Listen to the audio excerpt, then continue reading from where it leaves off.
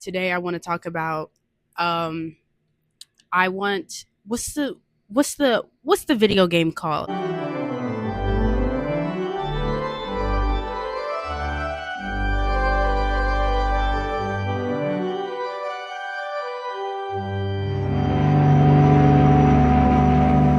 A while ago I got into the video game because it's a good game objectively. I don't know, the story is just very compelling.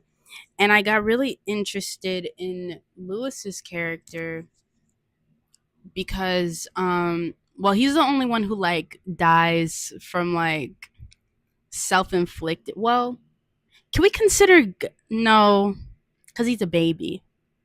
Sorry. Anyway, I'm getting distracted. He's the only one who dies like from like a self-inflicted like thing. All of their deaths were preventable. Lewis's death I consider to be the most preventable out of like all of their deaths. His pisses me off. His pisses me off for like a specific reason. First of all, okay, hold on. Okay. So, okay, I'm going to run through this story real quick. The Last Days of Edith Finch is a story game about the family of Finches. They're people, but their surname is Finch, and they have like this family curse on them that like causes them all to like just die in like really insane ways. None of them die from like old age except for Edith Finch herself.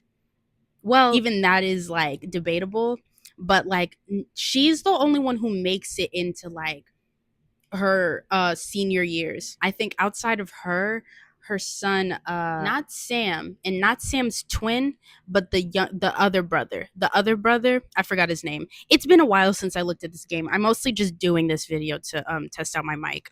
Is it good? Is the mic quality good? Is the mic quality good? Hey, is the mic quality? But basically there's a family. They have like a family curse, which is mostly to say they've been raised to believe that there is a family curse that makes them die in these crazy ways, when really it's just general neglect of safety that leads to their deaths. And Lewis's is no exception. So like Edith Senior is like everyone's like she's the matriarch of the family. So great her great grandson is Lewis Finch. And Lewis Finch dies in the most irritating way. He dies if it's not the most preventable, it is the most irritating. Lewis has a lot going on. His dad died sometime before he did, and then his brother went missing sometime after that. After graduating high school, he's kind of in like this kind of like in that in between space where you don't quite know what you want to do with your life. There's so much possibility, but also you don't feel like, I don't know, like you feel like a little bit like you're not prepared enough for it or whatever.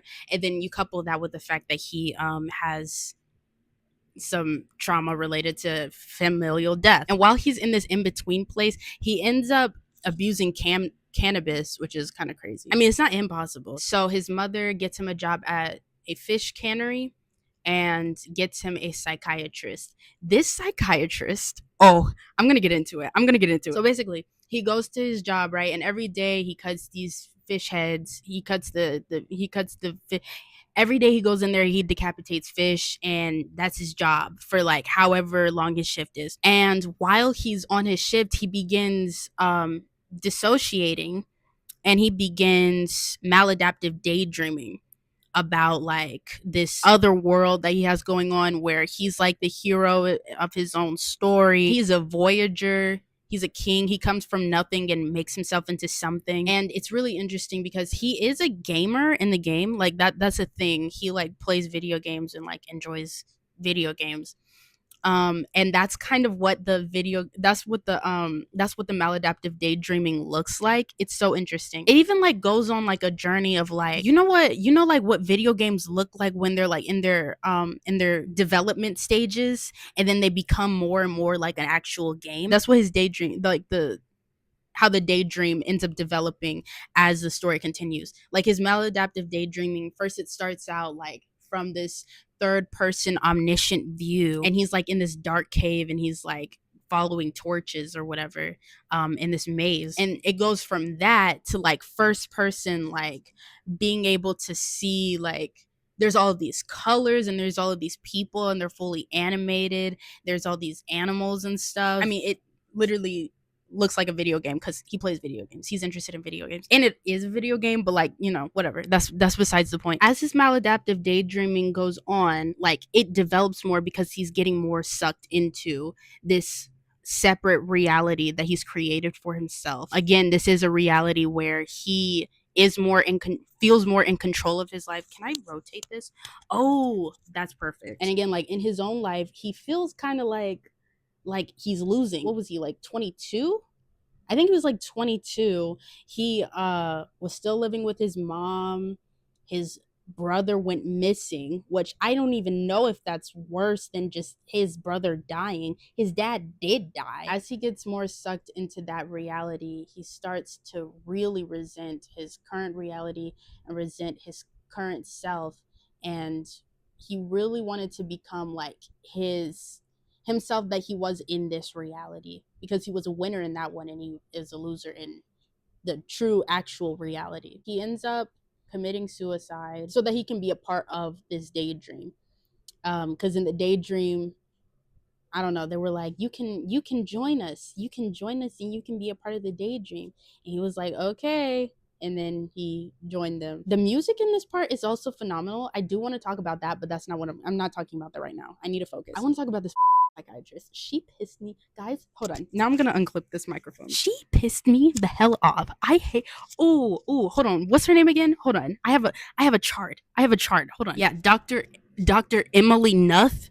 You count your effing days, dude. Count your days. Hold on, cuz I'll show you the chart. This is my chart. And this section up here is dedicated to she's a doctor. Dr. Emily Nuth. This little bit right here is dedicated to her dumb, stupid ass. So, okay, I did some research about, let me turn you a little bit so I'm not like in the corner. Ow. Damn it. So I did a little bit of research about maladaptive daydreaming. The term was coined in 2002 by Eli Sommer, but not much research was done outside of Eli Sommer's research. So she's got a little bit of plausible deniability because this did occur in the early 2000s. I want to say this took place in like 2008, maybe. I actually can't remember. I should have put the date on here somewhere. This whole gabagoo did take place in like the early 2000s. So she has a little bit of plausible deniability here in terms of not knowing what maladaptive daydreaming is. Lewis told Dr. Nuth about everything about this like maladaptive daydreaming that was going on mentally for him. And she thought it was helping him at first. And then like she realized that, okay, this might be taking a turn for the worse. I feel like at that point, baby, look at your books. He has like an imaginary world in his head. Maybe we should do some research. Maybe we should freshen up on our studies. No, she just, it's probably helping him. Also something that pissed me off. She went and she talked to his boss about like his work to see like how he was doing, just to get an idea of how he might be doing mentally. And his boss was like, oh yeah, he's one of the top employees. He's doing his job and he's doing it well.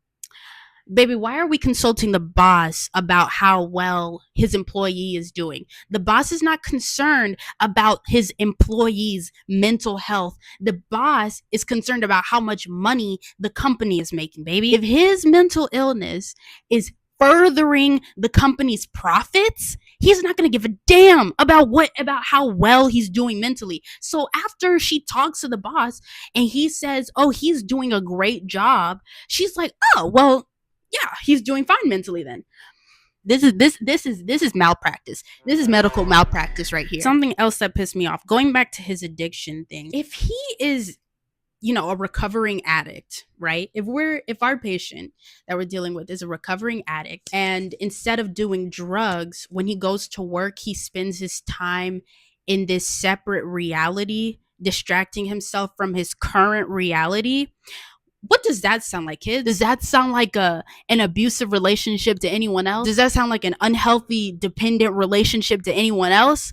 Oh, good. You're using your brain, because this lady certainly wasn't. I don't know why she would like hear symptoms of maladaptive daydreaming, which again, she might not have known the term maladaptive daydreaming, but like, I don't know how we hear symptoms of I spend my time thinking about this other reality. I've developed an entire world. I have a dog. I have a town that I look after. I've got towns that I've conquered. I don't know how you hear this kind of detail for like something that exists in his mind and think, oh, it's fine. We just moved relationships. Now instead of being addicted to drugs, he's addicted to maladaptive daydreaming. Now, like we haven't improved at all. It's about escaping reality. That's why people do drugs. Sometimes it's for fun. Sometimes it's because they're genuinely like chemically addicted to it, and sometimes it's because they're trying to escape the reality. And in this case, boy was trying to escape his reality. I guess she was like, well, he's maladaptive daydreaming, but at least he ain't doing drugs. Bitch, I need us to focus. I need us to open our eyes, open our minds, open our brains, and not speak any lies. I just need us to like think, I need us to use our brains.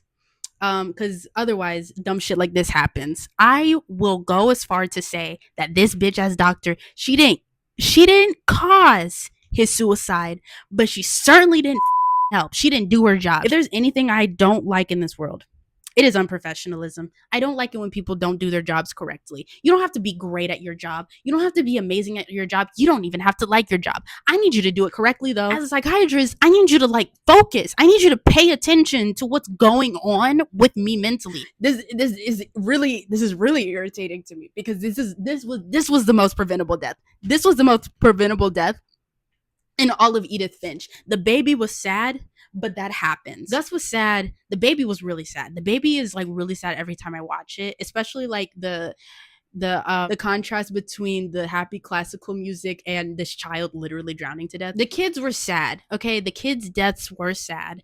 Lewis's death was annoying. This doctor sucks ass, and I hate her, and she's one of my ops, and she better count her A's. So yeah, that's what I wanted to talk about.